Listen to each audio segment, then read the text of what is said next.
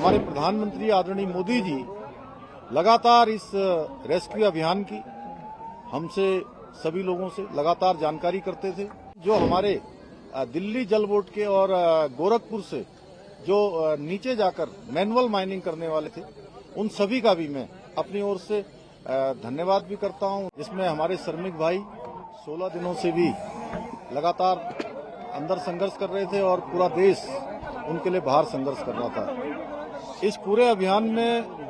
लगे हुए सभी कर्मचारियों को, सभी कार्मिकों को, सभी विशेषज्ञों को, सभी हमारे वैज्ञानिकों को, सभी भारत सरकार की संस्थाओं को और एक एक व्यक्ति जो मीडिया से भी थे, उन समेत मैं सबका धन्यवाद करता हूं कि इस बहुत ही कठिन और चुनौतीपूर्ण काम को सभी लोगों ने अपना सहयोग प्रदान किया और बहुत चुनौतीपूर्ण काम होते हुए भी प्रातःकाल और शाम दोनों टाइम हमारे प्रधानमंत्री आदरणीय मोदी जी लगातार इस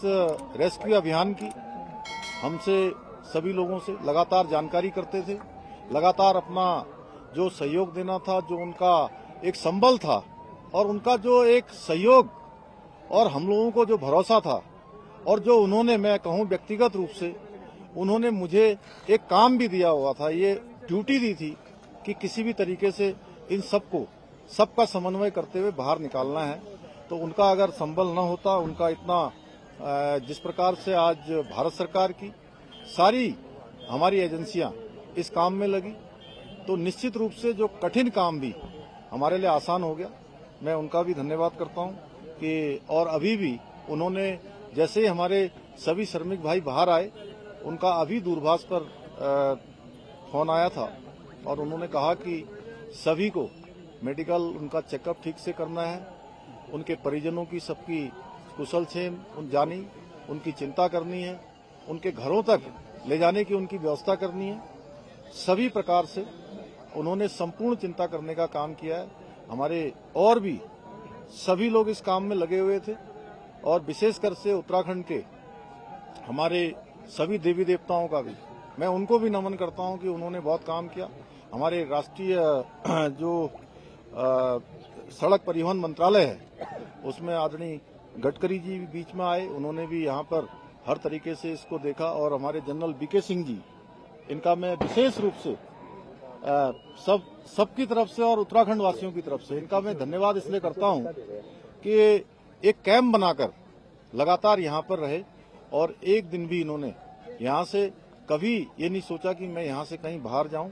और इस कठिन काम को लोगों को लगातार संबल प्रदान करने का काम, उनको प्रोत्साहन करने का काम और पूरा हमारा जहां सभी एजेंसियां लगी हुई थी, वहीं पीएमओ के भी सभी अधिकारी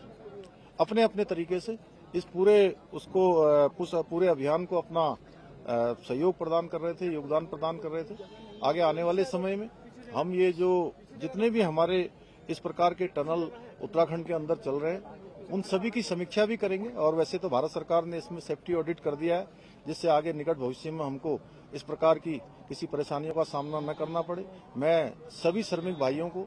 उनके उज्जवल भविष्य के लिए, उज्जवल जीवन के लिए मैं उनको सबको शुभकामनाएं देता हूं, उनके परिजनों को भी उनको भी शुभकामनाएं देता हूं। और लगातार इतना कठिन चुनौतीपूर्ण काम, जिसमें आपने देखा कि ऑगर मशीन मंगाई गई और पहले इंदौर से मंगाई गई, हैदराबाद से मंगाई गई और जिस प्रकार से मशीन बार बार अंदर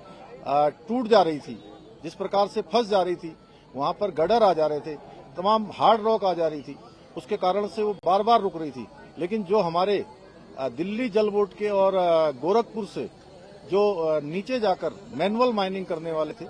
उन सभी का भी मैं अपनी ओर से धन्यवाद भी करता हूं, उनका मैं अभिनंदन करना चाहता हूं। मैं सभी से एक से अभी मिला हूं